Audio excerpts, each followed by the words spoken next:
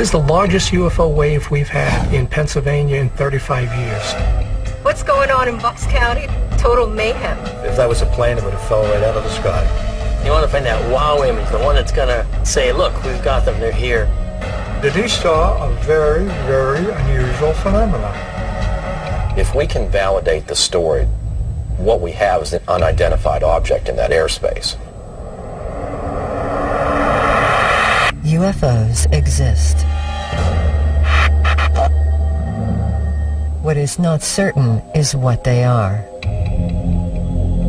The Mutual UFO Network, or MUFON, watches the skies, investigating sightings soon after they occur. Their investigators use the tools of science, psychology, and law enforcement to get as close to the truth as the truth will allow. Unidentified flying objects definitely exist. Only their identity remains a mystery. The mystery of UFOs over Earth.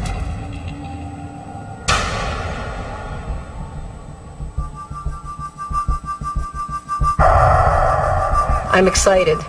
I'm excited that they're coming. I'm excited they're at my back door. I am waiting to see what the culmination of all this is. It, to me, is something that is at the forefront of a breakthrough.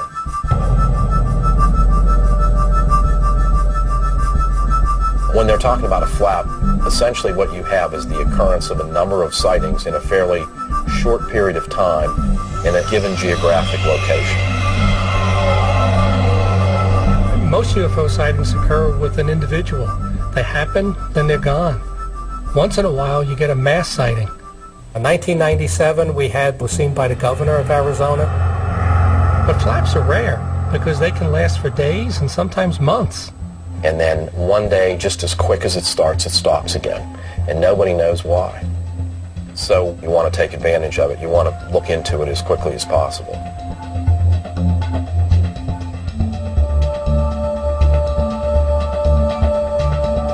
This is the largest UFO wave we've had in Pennsylvania in 35 years. We normally get 8 to 10 sightings a month. We get 63 reports in July. There were 25 more in August, 32 more in September. Why all of a sudden is Pennsylvania seeing all of this? Something is going on. Even though there are different days and different times, we're seeing a description of some very common objects.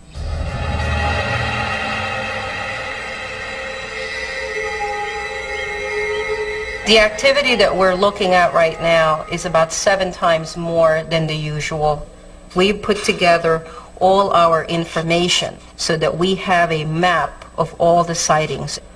A lot of people have reported different objects, and it's interesting to note that these objects vary from a cylinder-shaped object to a boomerang to a spear. All it was a white ball of light. So I ran inside and I grabbed my astronomer binoculars and I honed right in on that son of a gun, and there was no structural features at all. It was just a white, pure ball of light. I've only been investigating for MUFON 4 months now. I'm out here to figure out what the hell's going on out there. It was ball-shaped, kind of. It was just like... Multicolored? Yeah. The most brightest, dominant colors were blue and orange. I was sitting out on my porch and I just happened to look over, and there came a beautiful blue sphere. It was a beautiful blue. I'll never forget the color. Like a blue basketball with maybe a light inside of it to show the blue. You know what I'm saying? Take a boomerang and put a football in the middle, and they had red lights in the front. When you look at these objects that are being reported, they're giving different descriptions to it. But you still got this large group of people that tell a very compelling story, and they're very believable. What would you say if I told you that 4 other people that night had a sighting that they reported? Not crazy. 80%, maybe 90% of these sightings are actually IFOs. But there's always that unexpected 10 to 5% that remain unexplained, and that's what I'm after. The first thing I do is to ask, what would be the motive? What would be their reason for coming forward and actually saying, I'm seeing these things? I realized it was, a solid object. It wasn't shaped like a plane. I've never seen anything like a plane that looked like that. It didn't make any noise. It moved very slow. If that was a plane, it would have fell right out of the sky. As Cliff is telling his story, I'm thinking, here's an average person, a retired person, wakes up in the middle of the night and sees something he doesn't understand.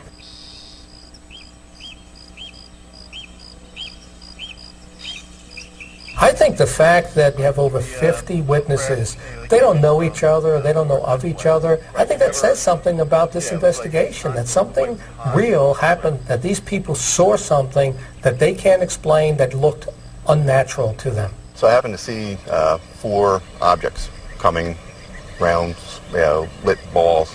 We're looking up and they're out there, and 2 of them were kind of stationary. Now that they make that type of a sound? Yeah, that's the usual A-10 warthogs flying by, and that's pretty close. They usually don't fly over our house like that, but... But the sound from the UFOs, did they sound like this? There was no sound whatsoever from these sites. So that's unusual. Yeah. How did you feel at that point? Were you afraid? Were you excited? I was a little bit uneasy because they were absolutely silent. That was what struck me, was there was no sound whatever. When she gives her description of those 4 objects, just like her husband, it was a very believable, compelling description. Yeah. To speak to them, you're convinced that these people saw what they saw.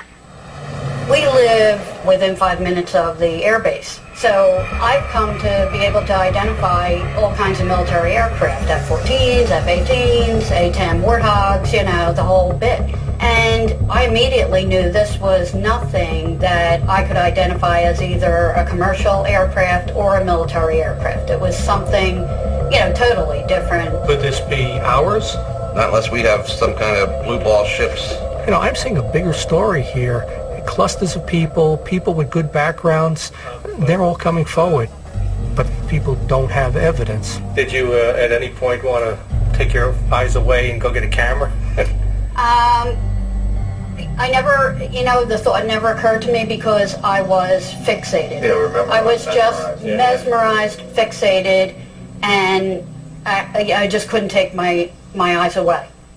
One of the things that I wish would happen is that someone else would see it and maybe get it on film.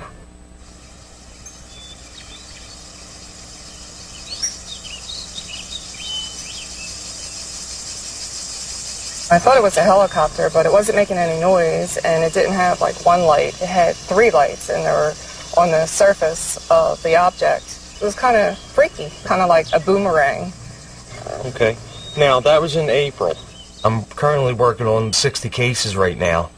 Part of what makes Denise's sighting the most special out of them all is that she's had multiple sightings and a written report with the specific dates and the time frame. In May, same thing, the dog woke me up, we came out, and as soon as I came out the back door, it was above this tree right here, directly. Okay. Then the next time, I guess it was in June, and it was the same exact spot again. It seems like it's in these 2 spots every time I come out. Now, I did see on your report you said there was a cone of light that came from it. Yes, there was. I saw this glitter coming down from the object into this tree and off of this tree. It was like glitter. And I thought, oh, this is really weird. I'm not telling anybody about this, And next thing I know, I saw the glitter leave both trees and go up to the craft. She's telling us this situation of these metallic sprinkles that came down and landed in her backyard. I found that a little hard to believe. Then as we researched and got into it a little bit more, we find out that there was a case, I believe in 1999 in Mexico, same exact thing. It was just silver, it was sparkly, and this tree was full. It almost looked like Christmas lights. A little bit here on the outer leaves. I have a portable Geiger counter, so I said, let me see if we get any trace elements off of this. As I put it on the branches, in towards the center of the tree, you didn't get any readings. But then as you got outside to the perimeter of it on the top of the leaves, it was clicking, it was going off. I'm like, wow, this is something solid that we can work with. Each case, you take through a process. You go through the whole investigative process. You gather up soil samples, you gather up vegetation samples, and then put all the pieces of the puzzle together to see what happened. log the case number and the date location, and we'll send it off to be analyzed, and we'll see anything that's not of this world.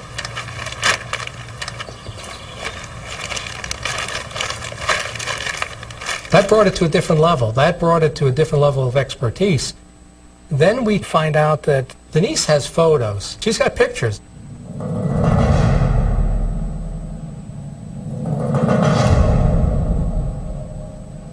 Denise's case became very important to us. It was beautiful looking. This thing had no lights, seemed like it wanted to be unseen. An estimated 10,000 UFO sightings are reported each year. MUFON, the Mutual UFO Network, chronicles these sightings, but only investigates those they consider credible. The following is an account of one such investigation. Just happened to look over, and there came a beautiful blue sphere. We were about like right here, and it was flying that way. It didn't have like one light, it had 3 lights, and they were on the surface. Denise's investigation is really what you hope for, because there's a lot of evidence coming together here that says something really happened here. Hi, Denise. Hi, how are you? Good. This is Tim. Hi, This is nice Mark. to meet you. Hi, Denise. Nice to meet you too. I'm going to work on creating some artwork. We'll work together on making it look as accurate as we can to what it is that we've seen. It was just something like you weren't sure what it was, but it was beautiful looking. Like triangular or yeah, kind of like a boomerang shape. Take a boomerang and put a football in the middle that had red lights in the front, bulgy red lights that were kind of pulsating. And you mentioned there's a 4 pinkish light. Right. Say, like if I see this in the sky, there'd be a pink light flickering. First time I saw it above this house over here at the rooftops. On one of the evenings, I think you said that it dropped some kind of a substance that came down. Or it was all glitter, and then it went into this tree. So now the goal is to be able to build a craft, put it where she saw it, and recreate her sighting in the actual spot where it took place. When it comes to photographs, they want to find that wow image, the one that's going to really say, look, we've got them, they're here. So this was in May. What did you see with your eye? It looked like 3 giant headlights of a car. 3 headlights? Mm-hmm. It's giant 3 headlights. That's what I usually see first. In any kind of pattern, configuration of any kind that you recall? No, not really. It was just the round object, the round part of it. It's like 3 giant headlights. Just looks like a flat surface of an object with the lights. As I'm looking at her pictures, the part I didn't understand was how you could look at, a triangle that's got 3 different colored lights on it, and you're showing me a picture of something that looks like a golf ball. So in this first one, this was 4/20/2008. Mm-hmm. Where did you take that picture? If you could just take your camera and walk right over there and go check it out. Sure. I asked Denise to recreate the manner in which she took the pictures. I wanted her to use the same camera. Over top this tree, so I just aimed it up. Mark said she held the camera at arm's length. I think what she was doing was pointing it in the direction of what she saw, snapping, almost like if you're at an event and you're snapping over the crowd. You think you're getting what's going on, but you don't really know. And I think that she may have thought she photoed what she was looking at and was off, and it might not even be in the frame. I spent a good deal of time last night going over all the images. In this image that was submitted, I noticed this clearly over here, there's this bright blue ball. And that's interesting looking in and of itself. So to look more closely at that, I zoomed way in, brightened the image, and I looked at that object. And what I saw inside the object were arcs. So one thing you can notice is if you complete these arcs, there's a bright object just off frame, right about here. Maybe that's what she meant. Maybe that's our object. Maybe that's the coolest thing in the world. But it's here. It's not there. That could be the object that she meant for us to see, and it might have been a very interesting object. but she didn't catch it. I believe that this person took something that was genuinely intriguing and interesting, but so far, and I have more analysis to do, there's quite a few pictures, so far I don't see anything that's not explainable so far.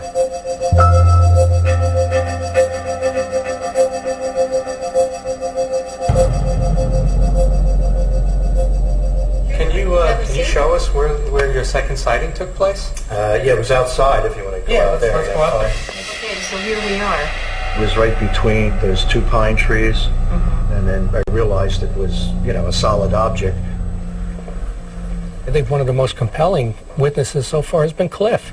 I mean, there is no reason for a retiree who's had a good life and a good business to come up with this story. This is about where it happened. We came out here, of course it was dark, it was like 4 o'clock or so, and it was still very dark. Okay. And about the time we got back out here, it was probably right around there. And it was a lightning flash. And when that flashed, I saw the whole object. And it wasn't what I expected, because when I saw it before, it looked like just a hexagon, dark, solid object, I guess you'd call it. This time the lightning shone through cracks in the object, and it kind of divided it up into almost 6 equal triangular shaped things. He saw the craft, and he saw the light coming through the seam, so he knew there were 6 different objects connected. And his description was as good as it gets. How big would you say it was? It was at least from where we are to the tree line, width-wise, and probably maybe even longer than that, because it seems to be like elongated. He calculated this thing to be in excess of 300 feet. So this is an enormous craft. I mean, this is a baseball or a football stadium flying over his house. I was a little upset at seeing what I saw, because I didn't expect to see that. Okay. I didn't think the lightning was going to, illuminate it the way it did, and I was a little set back by it. Do you have any concerns that this is the second time you've seen it over your property? Yeah, I just want to get on with my life. I don't want to see any more. Yeah. He's a little afraid, and I think he's a little concerned as to why this keeps coming around his neighborhood. Why is he the one that's seeing it? Cliff and Denise, they've seen something more than once. And that becomes exciting for us, because it wasn't a one-time deal. Yeah, would you take your eyes off of something like that? I wasn't moving. Didn't really believe the story of the metallic sprinkles coming down, but that's the part of the case that's actually come to fruition.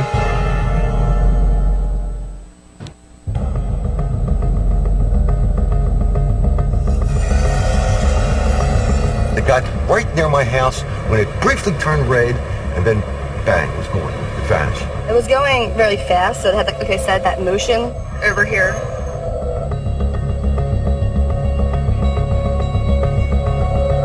This is such a good case. We've got so many witnesses, we've got physical evidence, so I called James Carrion, the international director, to enact our STAR team, just because I wanted to make sure that I covered all the bases. The STAR team is made up of a group of elite MUFON investigators who can be deployed at a moment's notice wherever there's a major UFO event. Yeah, listen, that's the video that I told you about. This is a really incredible case. There's a number of sightings, and any of these cases that are associated with any kind of physical evidence, we're going to focus on those first. We're not here to take over the investigation. We're here to help them and provide technical support and experience. When you have members of the STAR team coming down, that in itself is an indication that we've got something here that's a little bit more unusual than just the rapture sightings. Denise, when you saw these flags come down, did they reach a certain level and then get sucked back up right away, or did any of them reach the ground and get sucked back up? No, none of them reached the ground. They came down simultaneously, and it looked like Christmas lights. It looked like it was Christmas, like they were all glowing. We already knew Denise's story. She had multiple sightings of the same object. It's glitter coming down from the object into this tree, over top this tree. I knew that she had taken these photos. We had seen the photos beforehand, but we were a little at a loss to understand why is it that she saw this object 5 times but didn't have a clear photo of it. Denise, you said this was a giant craft. Mm-hmm. If you were looking, just put your fingers up there and tell me how big the object would have been on the screen there. It was pretty big. But in your pictures, nothing that big shows up on the pictures, which is what we find odd. I'm just trying to understand how it is you could look through the camera, and you said you could see the object inside of the screen as being very large, but we're not seeing it show up on film. We're not seeing it actually show up in the picture. Did you look at all the pictures? Yes. Did you have time to put your glasses on? No, I never had time to get my glasses on, ever. So you took the picture? Because you never knew when it was going to go away, so I didn't want to go in the house and miss it or whatever, but no, I never had my glasses on. Why do you think you haven't seen it since? I really don't know why, but hopefully they're going to show themselves to somebody else that's an unbeliever, maybe. But, you know, I had no idea. You started off as a non-believer? Yes, I was. Okay, and now? And now I'm a believer.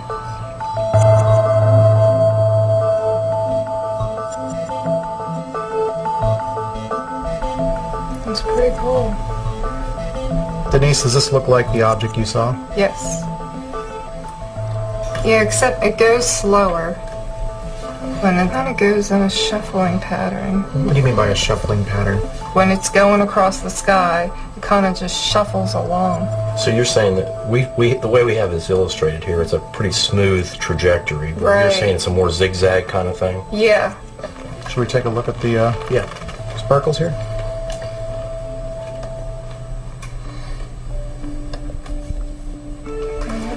Whoa. Oh, that's cool. Looks like Christmas. Oh my gosh.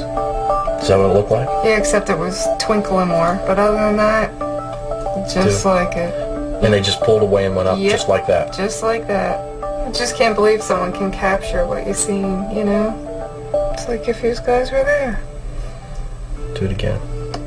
And when we talked about the sighting and the glitter, she seemed much more confident. She was very direct. Her answers were spontaneous.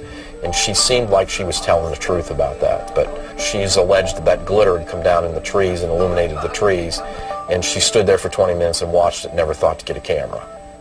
Just like that? Yep, just like that. Now, would you take your eyes off of something like that? I wasn't moving. When we showed her those metallic sparkles, sprinkles coming down onto the tree, she lit up. That hit it right on the head, that this was exactly what she saw coming into those trees. So to me, that was confirmation that we got something good. It's always like flickering. It's like a little flicker.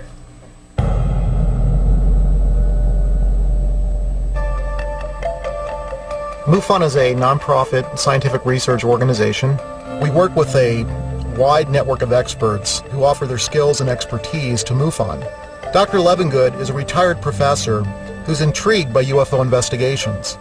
He has his own lab and will look into interesting cases for UFO researchers. When we took these leaves and sent it to a lab for testing, we never thought we were going to get the type of report back that we did. Professor Levengood's report said that these leaves and this tree was hit by some form of radiation. At first glance, this looked very suspicious because the leaves had a reddish coloration. That never happens in June or July normally. But here the energy level was so high that it caused the production of anthocyanin, a pigment in the plant that causes the reddish color in the leaves. Now, this was a real unusual situation. The energy not only produced this cream-colored region, but you got little bubbles for when the microwave heated the cytoplasm so fast that I'd never seen before at all. This whole thing took place in a matter of microseconds. Denise saw a very, very unusual phenomena. Another obvious thing that was occurring in these leaves, notice the heart shape. This is extremely unusual. This is called a somatic mutation. Here are the normal leaves down here. They come to a point. So they're quite different, you'll notice. Why? Because these microwave energies came along and just hit that leaf bud's tip, and it didn't kill the cells, but it slowed the growth rate way down. I don't think we can escape the fact there was some area of the sky that emitted an energy that caused these changes in the leaves. He's found stuff that he's never found before. The new growth is actually mutated, changes that wouldn't happen unless something came in contact with microwaves. I don't think Denise walked out back with her microwave and popped the tree branch from up top into it.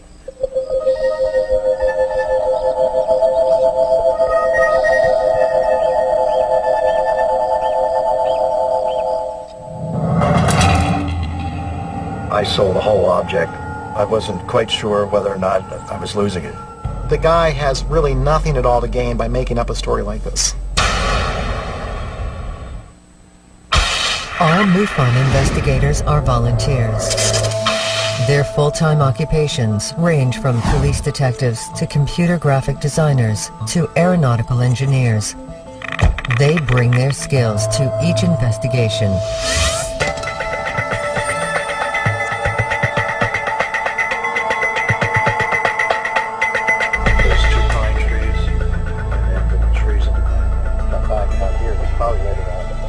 Cliff's description of the UFO, I think, is probably one of the most detailed ones I've ever gotten.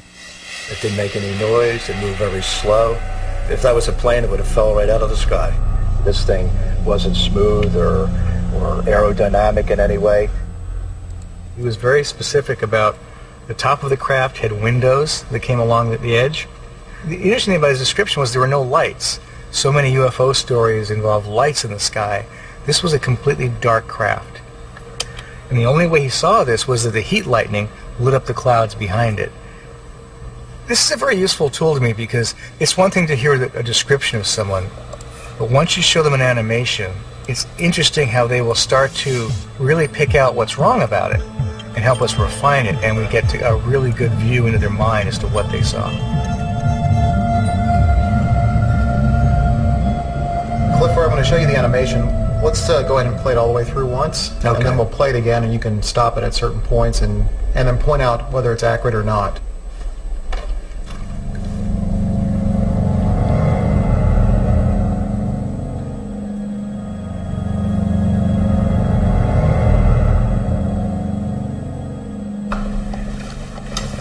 Initial impressions? Very realistic looking, but it's too smooth on the sides from what I could see there. It didn't look quite like that. And if you're trying to get in the perspective of how I saw it, it wasn't going this way. It was going like kind of away from me. So down the bottom, that wasn't definitely. So it looked more like a pizza. It was cut 6 slices. It was more consistent on the bottom here. So it was still gray, like the color of the Here sky. we've got it black. And, But no black. You can't really see the seams. Was there any lighting at all in the craft itself? Or, No.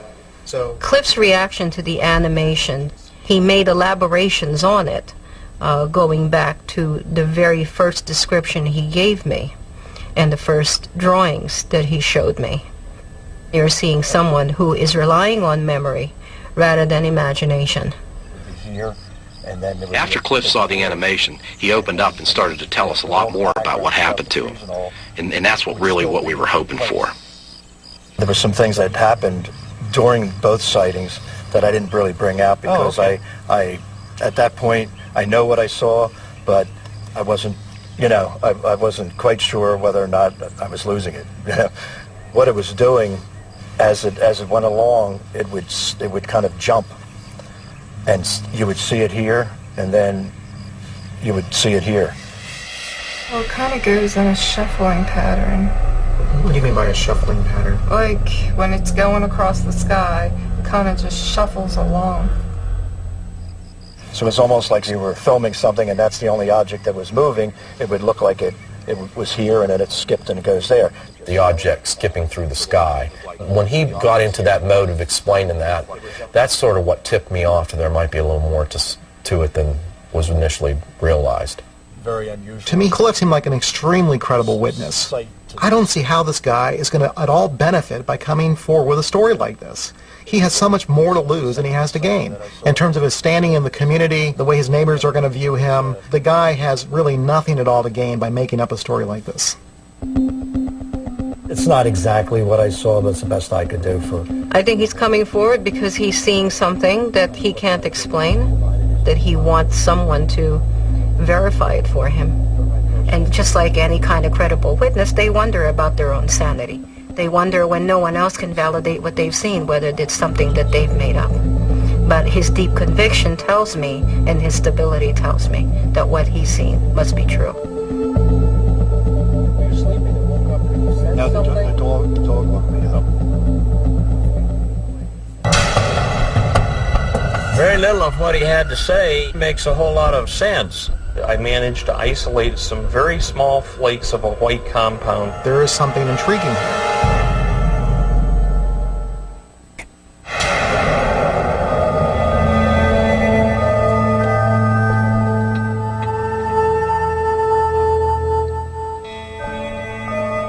It's like a regular airplane light, but there were so many of them. They would start as balls of light, then morph into a craft.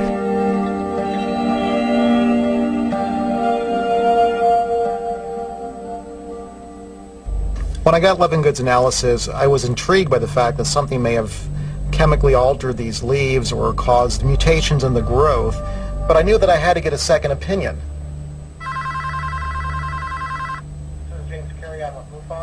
Dr. Salisbury is a world-class plant physiologist. We took Levengood's report and we forwarded it on to Dr. Salisbury for him to just take a look at it and tell us whether he agreed with Levengood's analysis or not. Unfortunately, he starts right off jumping to conclusions. He jumps to conclusions throughout the whole analysis. Levengood says that the brown spots were because of anthocyanins. This looked very suspicious because the leaves had a reddish coloration. That never happens in June or July normally. To me, that's a tremendous conclusion jump. The only way that he really would know that they're anthocyanins would be to do the proper tests, chemical tests. No real reason to think they're anthocyanins. Then there were mutations. He finds some of the leaves have a heart shape, but the idea that they were in response to a mutation is again a huge leap into the unknown.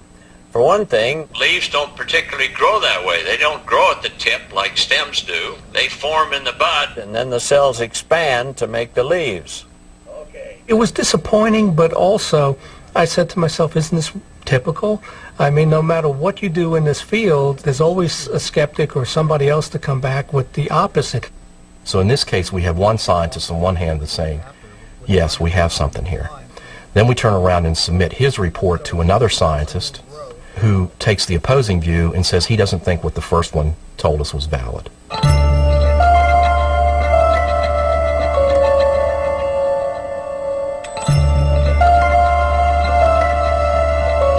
There's several photos that were interesting. Let's take a look at this one. My understanding is that this is the image that she's told the investigators was a pretty direct representation of what she actually saw that night. What do you think of it? When you look at this image, you see what looks like a bright, splotchy looking image. So now you have this and that. So here we see the bright image. You have to identify that and also account for what this is. What's that? I asked Denise to take me outside and show me exactly where this was.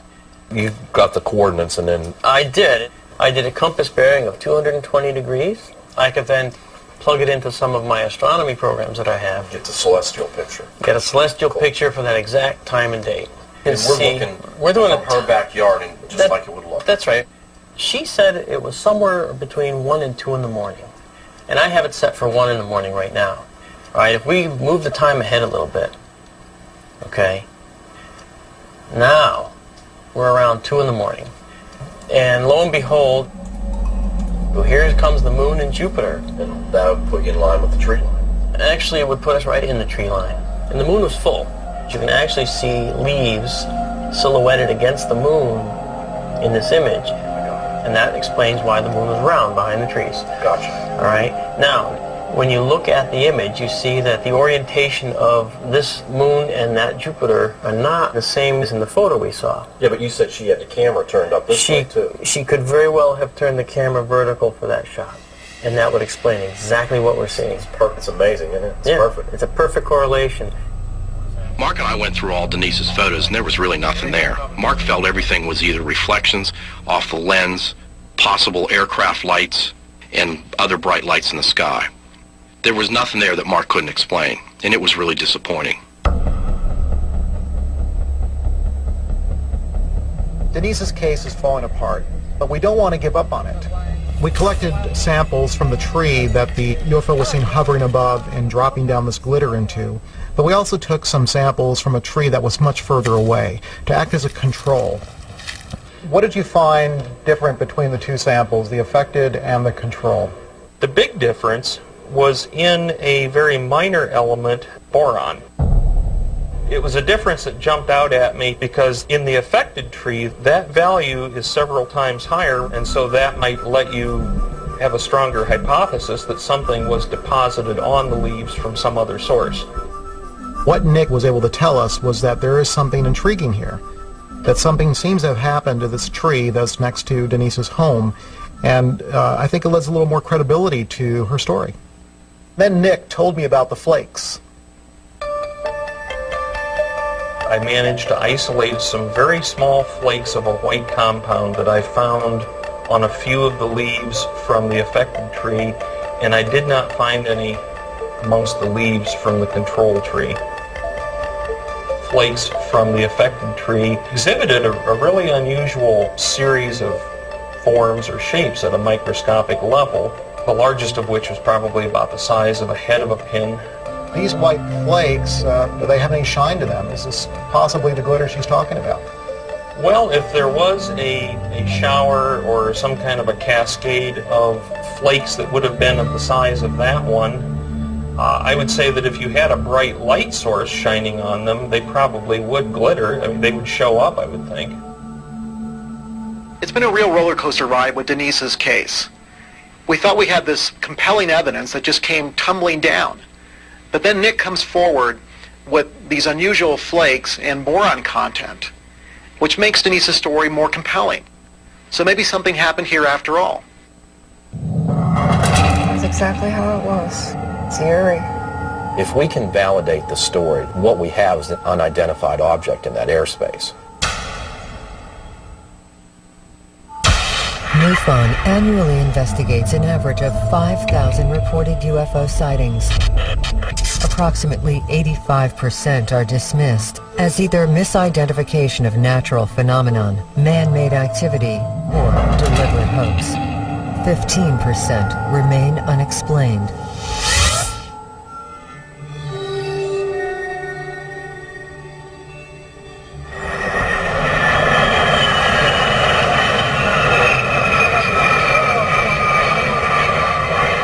About everything in our arsenal comes off of this Willow Grove Air Force Base. We've got Harriers, they have C-130s, F-16s, Warthogs, you name it, it comes off of this base. But no hexagonal aircraft that we know of. That's pretty close. They usually don't fly over our house like that, but... But the sound from the UFOs, did they sound like this? There was no sound whatsoever. I immediately knew this was nothing that I could identify as either a commercial aircraft or a military aircraft. It'd be important for us to go in and maybe interview the base commander. We're trying right now to set up an interview for you guys. Do you really think they're going to tell us anything? Well, if it's an exotic top secret craft, I really doubt it, but I think it's worth the shot. I mean, we have to talk to them. We have to give them their opportunity. Absolutely. How do you get to the truth? I mean, you know that the government knows. They have to know. They monitor everything. And we keep plugging away, at this low level, trying to find out what the truth is, and it's very frustrating.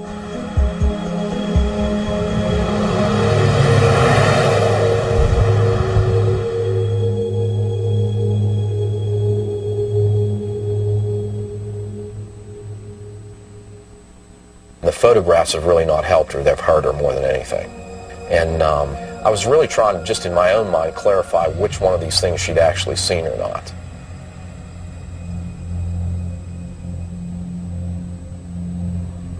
Oh my gosh. Ooh. It's eerie. Now, the next one was when the lights came down and went into the tree in the backyard.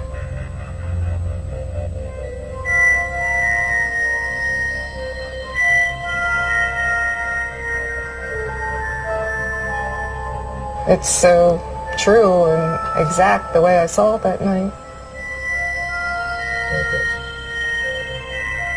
Separate back. Yes, it does. It looks just like it. That's exactly how it was. Good. What really got my attention, she got very emotional when she saw it. And it seemed as if that took her back to that night. And based on that, I was starting to believe what she was telling me.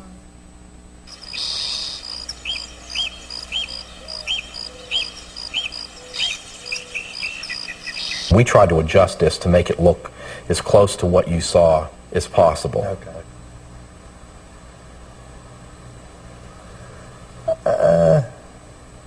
That's pretty good, but it makes it look like it's a very small object. This thing was immense. And the height of it, and as big as it was, set me back.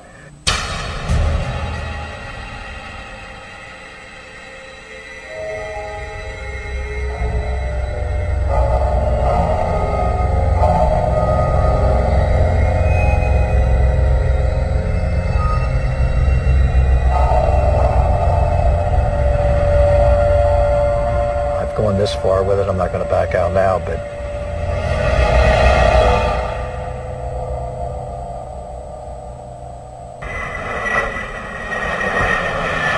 I did manage to go down to Philly International Airport and take a look at the radar tracks.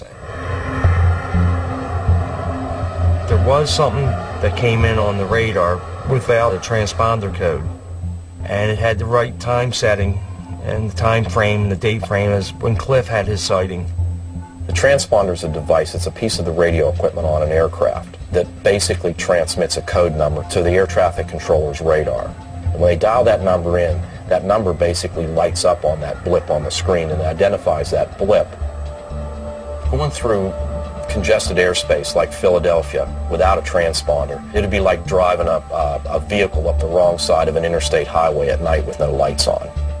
And this craft did come down, flew around, went west, turned around and made a U-turn and came back up and headed back towards New York. If we can validate the story that we've gotten from the individual at the Air Traffic Control Center in Philadelphia, then what we have is an unidentified object in that airspace.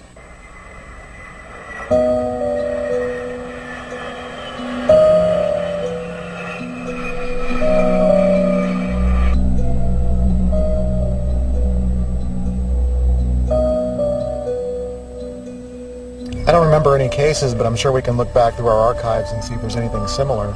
it's a possibility. Most of the witnesses I've talked to have been very convincing, very down to earth. It gives me an idea that there has to be something out there. Like they say, there's smoke, there's fire. I believe that what we have to do is just keep asking these questions, doing these investigations, so that the public knows it's okay to come forward with their reports, and eventually, you know, we're going to get an answer.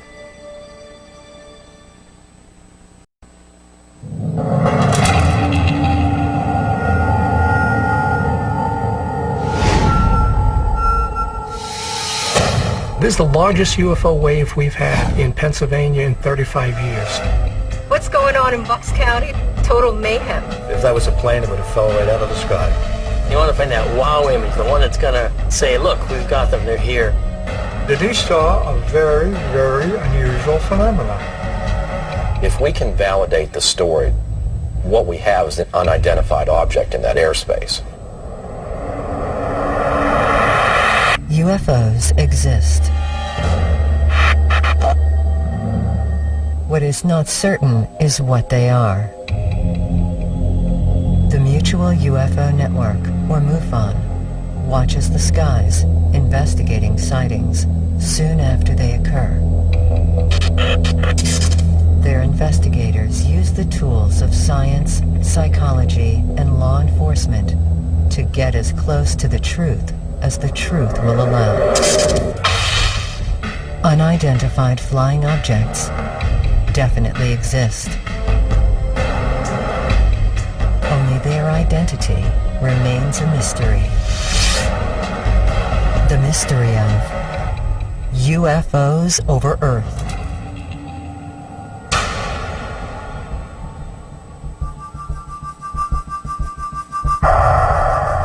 I'm excited. I'm excited that they're coming. I'm excited they're at my back door. I am waiting to see what the culmination of all this is. It, to me, is something that is at the forefront of a breakthrough.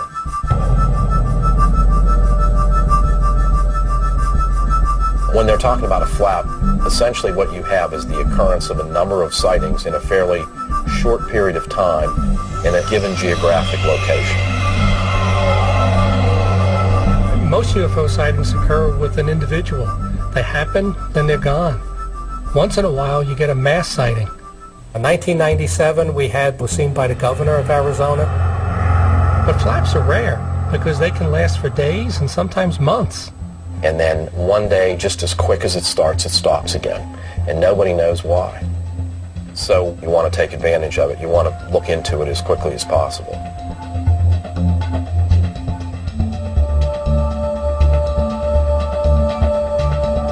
This is the largest UFO wave we've had in Pennsylvania in 35 years. We normally get 8 to 10 sightings a month. We get 63 reports in July. There were 25 more in August, 32 more in September. Why all of a sudden is Pennsylvania seeing all of this? Something's going on. Even though there are different days and different times, we're seeing a description of some very common objects.